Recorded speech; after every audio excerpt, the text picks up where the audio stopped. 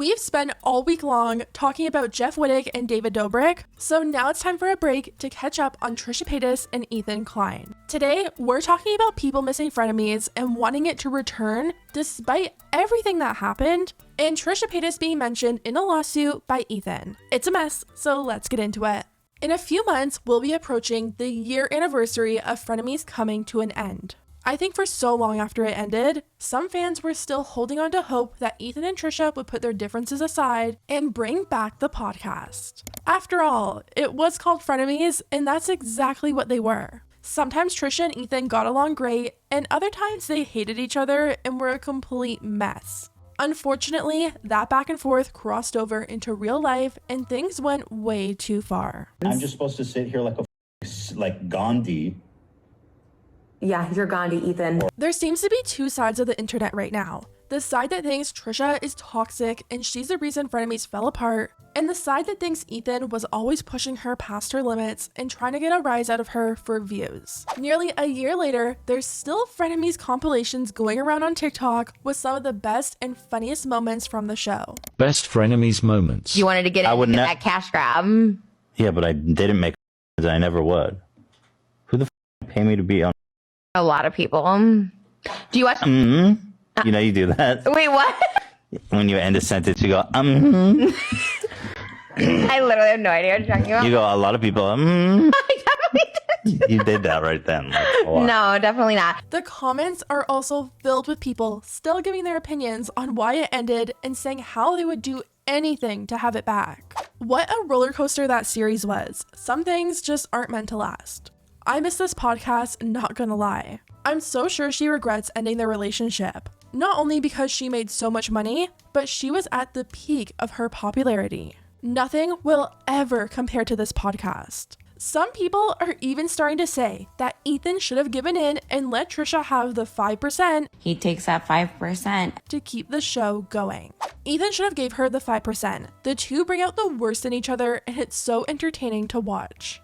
Now, I think that comment is debatable. I think it's easy to look back after the drama has died down and think it would have been so much easier for Ethan to just throw her the 5% and keep dealing with the walkouts for the sake of views and for the sake of us being entertained. But then you remember how Trisha talked so badly about the crew, wanted to hire her own crew, the name calling, the meltdowns, and just the drama and stress it was causing everyone involved. Of course, in a perfect world, it would have been ideal if they could have left that drama in the studio and not let it affect their personal lives. But that wasn't the case. Then you throw in them becoming an actual family and all the drama surrounding that, it was just too much of a mess. But it looks like Ethan might actually miss frenemies too. A few weeks ago, someone tweeted, "Why are all podcasts two best friends? I want two podcasts that's two sworn enemies. Just two that absolutely hate each other." And Ethan quote tweeted it with a sad, disappointed face emoji. Of course, everyone under the tweet shared their feelings about frenemies ending, writing, "I still hope frenemies will come back, even if it takes years. I just want both sides to be family again. I will always remember how sad I was the day it ended. Do the podcast now that you really hate each other. Call it enemies." I'd totally watch a Frenemies reboot if you could convince Trisha. But Trisha is pregnant now, and she's on this no drama, I'm better than talking about anyone, so I have a feeling chances of that ever happening are very, very low. Even though Frenemies is over, the drama between Trisha and Ethan continues. Ethan actually recently mentioned Trisha in his legal response to Ryan Kavanaugh. When Trisha and Ethan were having their falling out, Ethan was dealing with multiple lawsuits from Ryan Kavanaugh for multiple different things. He was suing Ethan over copyright infringement for reacting to the Jake Paul boxing match, he was suing him for defamation, and he even had a personal suit against Ethan. I'm sure there were other lawsuits too, because this whole situation went really deep, and Ethan's been talking about it on his channel for months now. During Trisha's falling out with Ethan, she brought up Ethan being sued multiple times and talked about how he pushes people too far, crosses boundaries, and uses his fan base to harass her. The backlash I received from their subreddit and their fans, to Ethan himself just obsessing over every little thing I do. Meanwhile, Ethan can't stop talking about me. Can't stop getting bans and strikes going off on Twitter on just random people blocking his content and just being so angry. And lawsuits and all this stuff like that. And well, Ryan Kavanaugh ended up using Trisha and Ethan's falling out as an example in his lawsuit against Ethan. He was trying to paint this picture that Ethan is the problem and use the fights with Trisha in Keemstar to try and prove so. Ethan had to respond to Ryan's lawsuit, and he pretty much was forced to bring up Trisha Paytas. Emily D. Baker covered the whole lawsuit over on her channel, and she broke everything down and made it so easy to understand. I'll have a link down below for her full video, but here's what Ethan wrote about Trisha.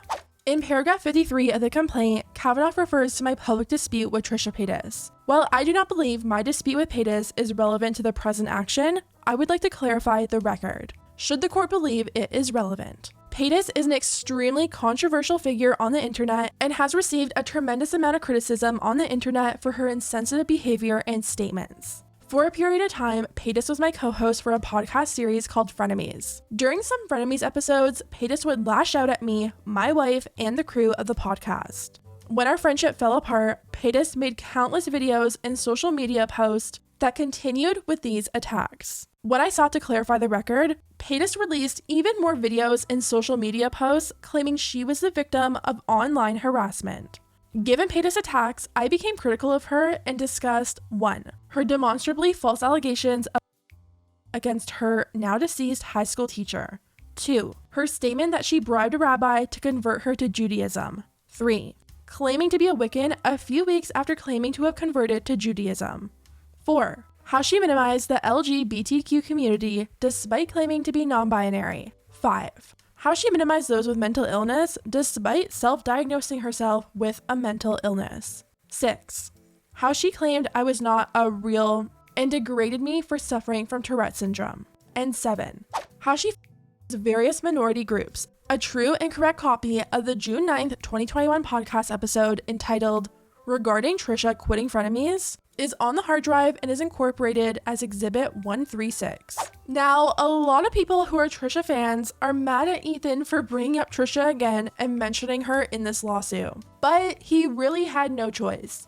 Trisha mentioned Ethan being sued so many times during their falling out, and Ryan Kavanaugh saw it as the perfect opportunity to help his case. But Ethan has mentioned Trisha a few times this week. During this week's podcast, Ethan was reacting to Jason and David's podcast, and that's when he noticed something. Ethan said Trisha and Jason have the exact same laugh, and he's wondering if Trisha stole her laugh from Jason.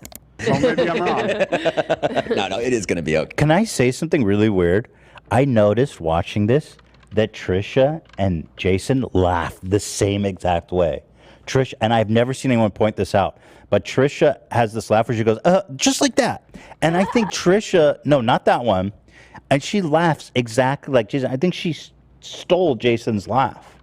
And now everyone is on a mission to trace back Trisha's laugh and try and figure out when her laugh formed and if Jason copied her or if she copied Jason. One person said, longtime Trisha viewer here, and I always notice how Trisha copied Jason's laugh a long time ago. They'd be doing mukbangs together and one of them would crack a joke and they would both start laughing literally in the exact same way. And they found this clip from a car mukbang Trisha did with the Vlog Squad, and it is crazy. Look at that ranch. Oh my God, David. That's so good. You guys are not seeing the real eating champ back here. Oh! He's clearly got stuff on his beard.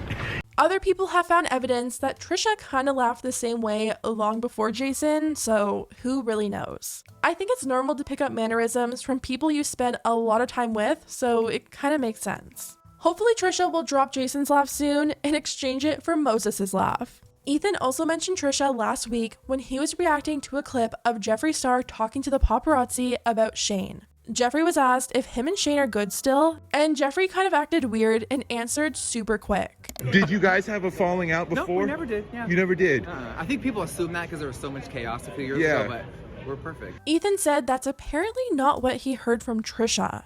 So Shane's here tonight. Right, I noticed that. He never leaves the house, and you're about to see him. We're actual real best friends. And even through all the drama and craziness, we always have each other's back. That's not what Trisha told me. That's a reliable source. Well, she was friends with all of them. As you guys know, Trisha was still friends with Shane when she was doing Frenemies, So it sounds like Trisha knows a little bit more than Jeffree was maybe letting on. Trisha did reveal on Frenemies that Shane was trying to get away from Jeffree at one point, so who knows? Anyways, guys, let me know what you think about everything down below. Do you guys miss Frenemies and hope it'll come back one day? Or are you glad Ethan's moved on and they've completely cut each other off? Let me know, and I'll see you next time.